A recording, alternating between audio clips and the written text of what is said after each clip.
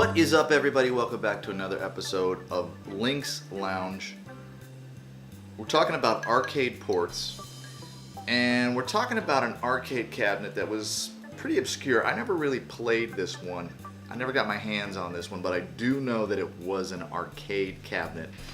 So it fits into our arcade ports. The name of the game is Steel Talons. And if you want to pilot a military helicopter that has missiles, machine guns, air-to-surface, heat-seeking rockets, and all that good stuff, fire up that whirly bird. We're going to check out Steel Talons on the Atari Lynx. Let's do it.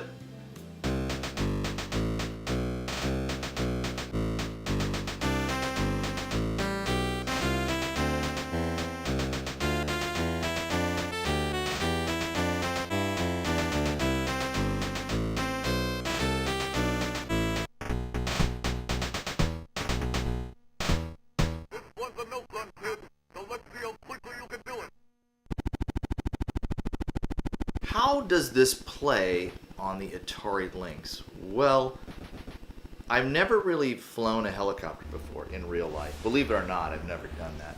I'm going to say that there's a lot that goes into flying a helicopter.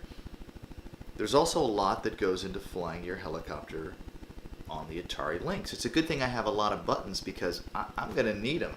I mean, most of my helicopter knowledge is going to come from something like, I don't know, Airwolf and Airwolf. I don't know. I've never been in a helicopter. I've been in a. I have not. Have I? No, I've never been in a helicopter. I'll have to get on that. Bucket list. It's not a bucket list. I'll literally throw up the minute I get on that helicopter. I don't want to do that.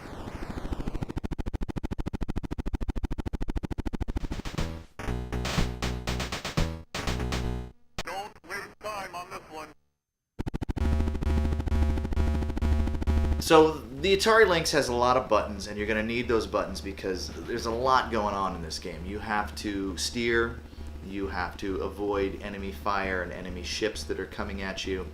Also, there's the altitude, so you're going to have to go up and down as well as switch out your weapons and maintain your weapons because you just can't go firing, rockets willy-nilly.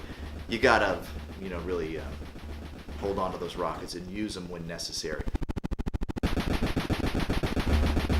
The game's not bad. Playing it again, I'm really reminded of how much they tried to do on this system. I mean, it is really amazing. It's 3D, it's polygon. It's actually moving pretty good. I'll say it moves a hell of a lot better than hard driving. Stun Runner didn't really have any issues when it came to the scaling, the polygon, the speed. This is a solid game. It's fun to sit down and play. I really enjoyed playing it. I remember getting it for Christmas, and it was a handful of games that I got for Christmas, and it was good. Sometimes relatives give you games, and it's like, oh man, this one stinks. Thank you very much. But this one was good. No complaints. And playing it now, revisiting it, checking it out again, not a bad game. The thing that you have to remember about these arcade ports is that these arcade cabinets were designed to take your quarters. If it was a good experience, you wanted to keep putting those quarters in, you wanted to give that machine the money, and you wanted to have a good time.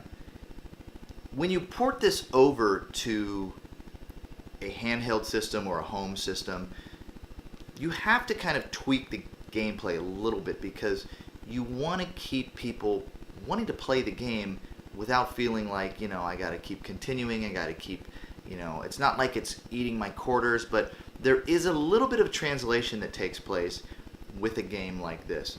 And for the most part, I think they pretty much nailed it.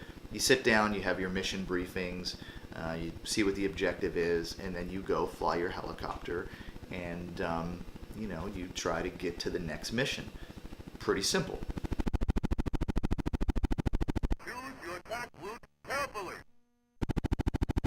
Obviously, in the arcade, you're going to ratchet up the difficulty as the game progresses. You want to keep putting those quarters in. Now, the game does that as well on the Atari Lynx, but it's a little bit more subtle, and the playability is nice. So should I pick up a copy of Steel Talons for the Atari Lynx? That's a good question. Obviously, if you're out in the wild and you are collecting for the Atari Lynx, yeah, pick it up. I mean, you're the collector. If you want to put it on your shelf or whatever you do with it, get it, if it's a reasonable price. I mean, the interesting thing is looking at it now with a different lens. Again, I'm really blown away by what this little system can do. It's a little system. I mean, it's big for a little system, but you know, the Game Gear, the Game Boy, there's no way they could pull anything off like this. In fact, the Sega Genesis was pulling stuff off like this as well, but just a little bit better. I mean, something to be said about this system, the power under the hood, the fact that it was color, it was portable, this really, really did a lot of things cool. The cool thing is if you like arcade ports, you're going to want to pick up an Atari Lynx. Do yourself a favor. They have such a huge library when it comes to arcade ports, and obscure arcade ports that you might not have even played. I played a lot of arcade games. I never played Steel Talons. It's a 2-player co-op helicopter cockpit game. How cool is that? Probably the reason that I never played it was that it probably took up a lot of space, and obviously space is limited in an arcade, but I could play it here on the go on my Atari Lynx, and that's good enough for me. Hey, do you want to learn more about Atari? Do you want to learn more about Atari's history and maybe even other video games, retro type stuff, cool stuff? You want to hang out with some cool people? Go where I go, and that's Atari.io. Duh. Where else would I go?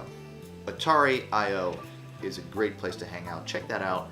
Love that website. You can find all our information there about different systems, our blogs. Check out our Wednesday night chat room.